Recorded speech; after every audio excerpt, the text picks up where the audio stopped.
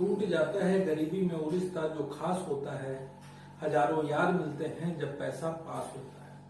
Hello everyone, मैं आपका दोस्त, आपका अपना डॉक्टर विपिन गुप्ता, राष्ट्रीय महासचिव प्राचीन मानवाधिकार काउंसिल। मुझे याद है कि आज के 10 साल पहले मैं अपने एक दोस्त से मिला।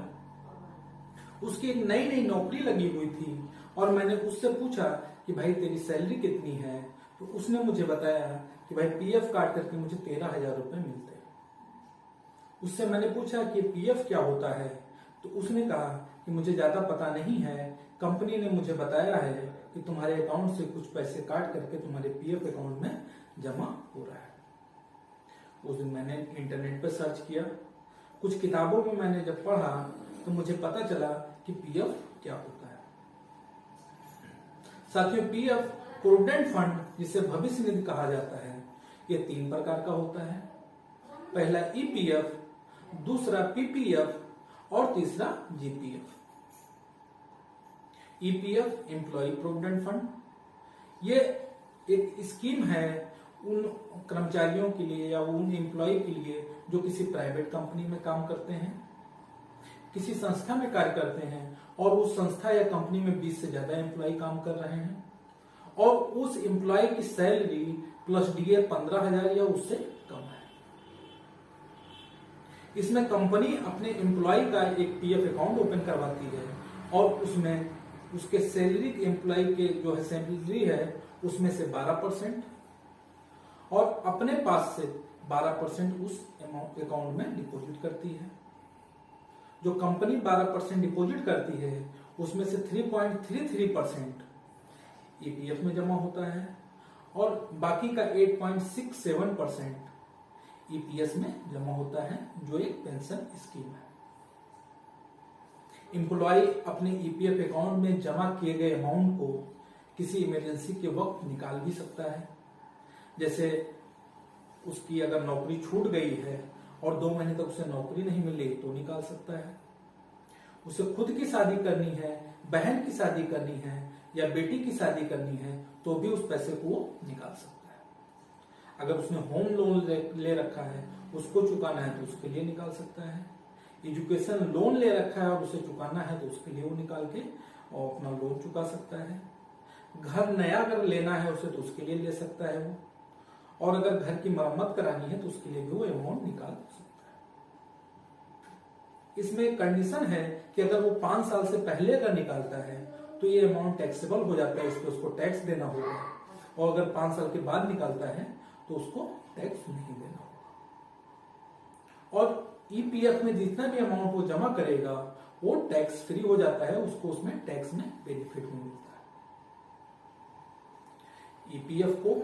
EPFO employee provident fund organisation नामक संस्था मैनेज करती है और इस पे करंट फाइनेंशियल ईयर में 8.5% का इंटरेस्ट जिन भी एम्प्लॉय को अकाउंट ओपन है और उनका जो है ईपीएफ जमा हो रहा है उनको इंटरेस्ट मिला हुआ है।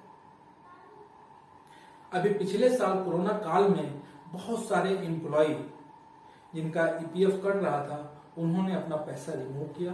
लगभग 1 करोड़ से ज्यादा लोगों ने अपने ईपीएफ अकाउंट से पैसा निकाला।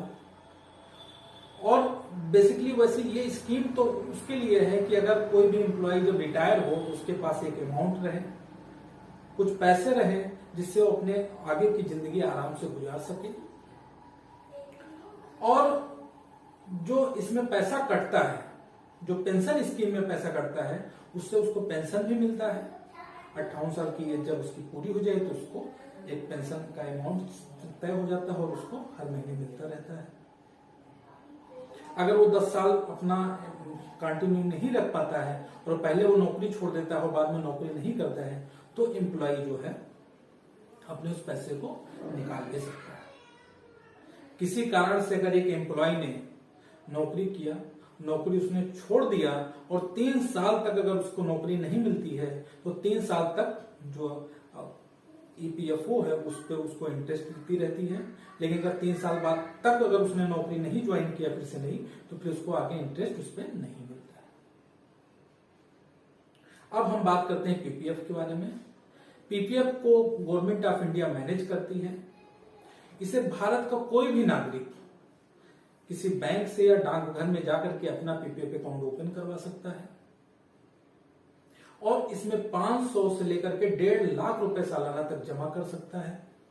पीपीएफ पे भी करंट फाइनेंशियल ईयर में 7.1% का इंटरेस्ट रेट गवर्नमेंट ने दिया हुआ है।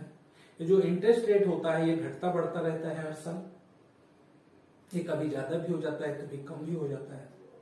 वैसे ये एक बेहतर स्कीम है हमारे देश के उन लोगों के लिए जो कोई दुकानदारी कर रहे हैं, कहीं छोटी मोटी नौकरी कर रहे हैं, मजदूरी कर रहे हैं, उनका अपना कोई बिजनेस है, तो पीपीएफ अकाउंट में एक अमाउंट जमा करके और अपना फ्यूचर सिक्योर कर सकते हैं। अब हम बात करते हैं जीपीएफ के बारे में, जनरल प्रोविडेंट फंड।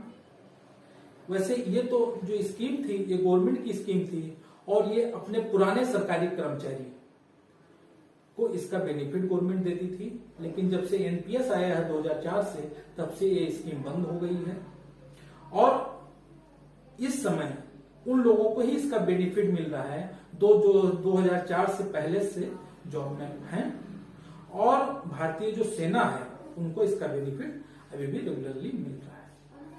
साथियों, आज हमने बात किया पीएफ के बारे में, जिसमें ईपीएफ, पीपीएफ और जीपीएफ। अगर हमारा वीडियो आपको अच्छा लगा हो तो इसको लाइक कीजिए, हमारे चैनल को सब्सक्राइब कीजिए और इसको ज्यादा से ज्यादा लोगों में आप शेयर कीजिए